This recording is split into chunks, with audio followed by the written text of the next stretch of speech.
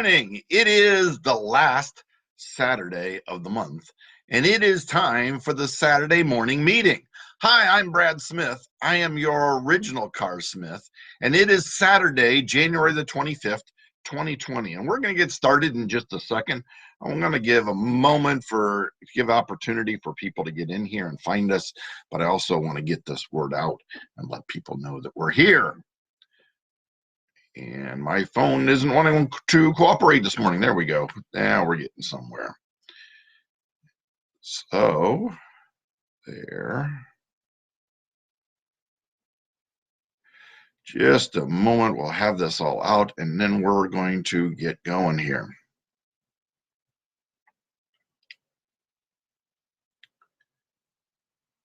About got it.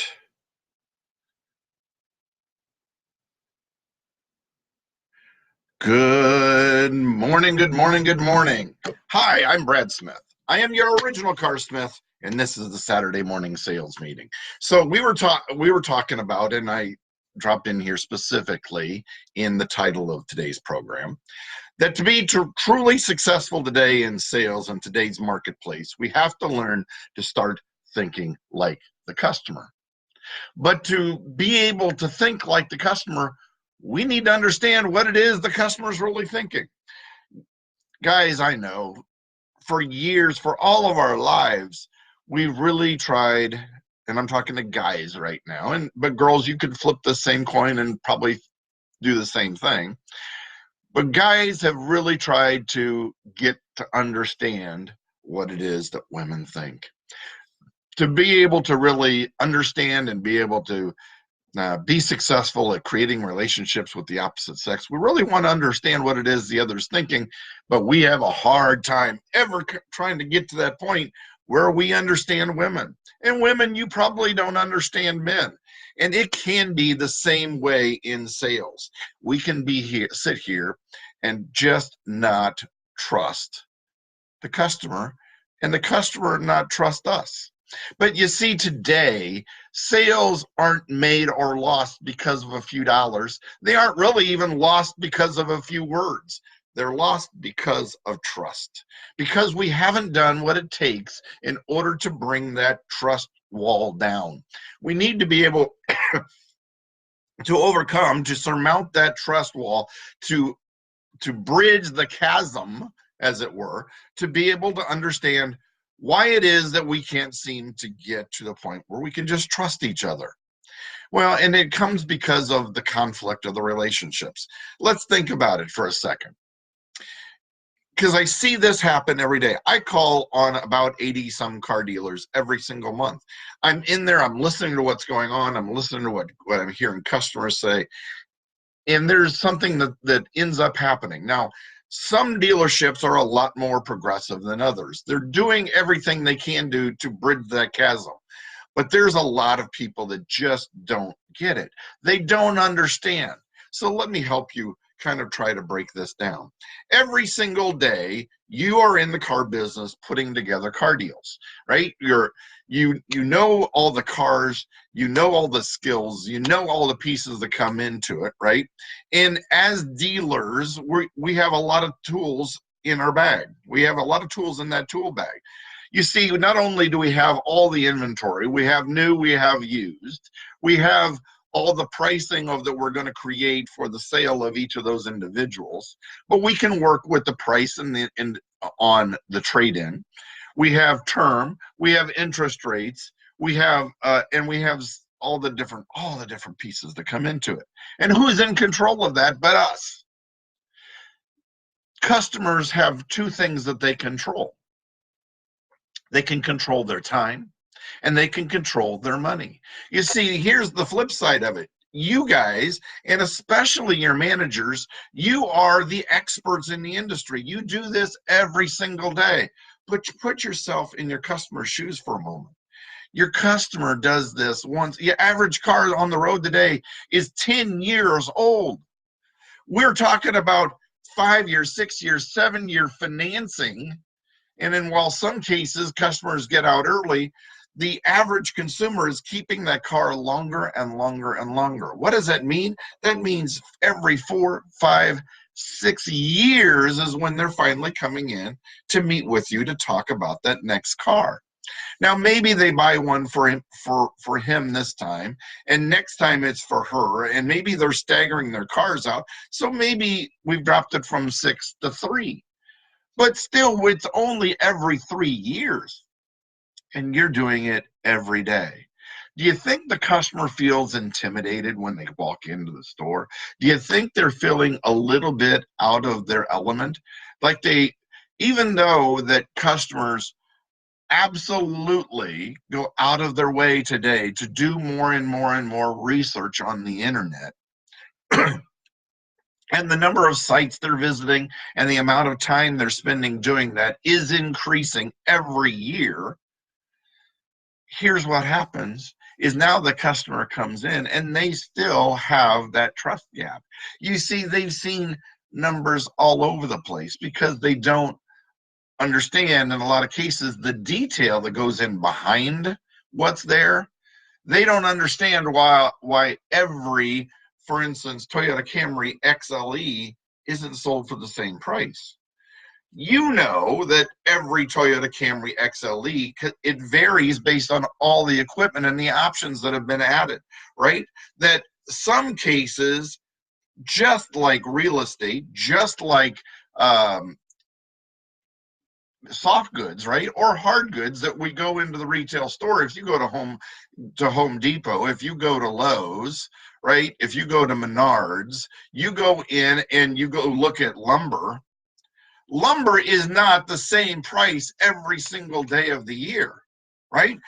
Air conditioning is not the same price every single day of the year. Space heaters are not the same price every single day of the year. Some of it varies based on the availability, right, of the inventory, how badly you need to be able to move it, because it's still a factor of supply and demand. We see rebates that change constantly. And if you think that some of the rebate programs as a dealer are confusing to you, where do you think they are to your customer? So as a customer, when the customer walks in, they have two things they can control. They can control their time and they can control their money. Isn't it amazing the number of times we talk to customers and they don't have a whole lot of time today because they're on the way to the doctor or on the way to the hospital? How many people are really on their way to the doctor or on the way to the hospital? That they're trying to tell you that I'm going to control you by my time because I don't trust you. Or they'll start talking about price right up front because they don't trust you. If you have a customer right up front, early in the stage of your interaction with the customer, that's talking about time or talking about money way early in the process, what they're telling you is they don't trust you. My friends, take that as a huge cue. We need to start breaking down that trust gap. We need to start meeting customers where they're at. And what we need to do is start meeting them where they are. You see, for those of us who have been in the car business for a long time, and I'm talking about very early 2000s or before, customers had Car and Driver, Road and Track, Automobile. There was very few places outside of going to the dealership, Consumer Reports, where they could get information on cars. There was very little information they could get before they went into the car dealership. So the dealer was the source of the information, but that's also why they visited 3 and 4 and 5 stores before they bought a car. They came in and they picked up those great big huge thick pieces of brochures. They became more and more expensive because they came more and more filled with information, because that's what customers were demanding. But everybody was in the same place. When they walked into you as the car dealer, they were looking for information, and you had to start at stage 1. You see, in the sales department, in the automotive dealership, we have, and it varies by store, the 7-step, the 8-step, the 9-step, depends on how much you want to break down subsets of your steps. Steps to the sale, the road to the sale, right? Here's the problem. Not everybody comes in on stage 1 or step 1. Sometimes they come in on step 1. Sometimes they come in on step 4. Sometimes they've already done all their research and they come in on step 7. You see, my wife and I are two classic examples of wide differences when we go shop for cars. Me, I know the car I want. I know the way I want it to be equipped. I know the color I want it in. I know of the interior packages. I know the trims. I know what that car's worth and what it's selling for, and I know what I should be able to get for my car. My wife, let's go look at the car dealership. Which one? Oh, I don't care. What model? Don't really know yet. Let's go to the dealership and go look. Well, where do you want to head? I don't know. You decide. They want to go look for a car. So here's two extremes. I'm all the way at the end of the sales process. She's all the way at the beginning. But you will have a lot of customers that come in the middle. The problem is if we treat every customer the same, we try to put them back at step 1, you will lose the customer because they will become so aggravated because you are trying now to control them. You are trying to get them back to step 1 because that's where you need to be, and they're at step 4. If you don't figure out how to meet the customer where they're at, they're going to go to the store down the street. Now, here's another process that's a problem. Our managers, who have been in the business for a long time, want to turn to you as salespeople and ask you, are all the key decision makers here when you start talking about price, right? When you want a price to give to your customer, the manager wants to know, are all the key decision makers here? Here's the problem. Customers know in some cases that they need to do this in steps or in stages. They're trying to control it because they know that you're going to control them. So one person goes in to collect pricing information. My friends, if you try to control the customer and don't allow them to have that price, it is no different than the customer on the phone that you're talking to that's on your website or on a vendor website. If you're trying to control the price because you want all the circumstances to be your way, that customer is going to leave and they're never coming back. They're going to buy from your competition down the road. We need to start meeting customers where they are and understand what we have to do is we have to build up trust. And by giving customers trust, because they can get this information anyway. You will not control your customer. You cannot control your customer. The information is available whether you give it to them or not. And if you don't, they'll go somewhere that will.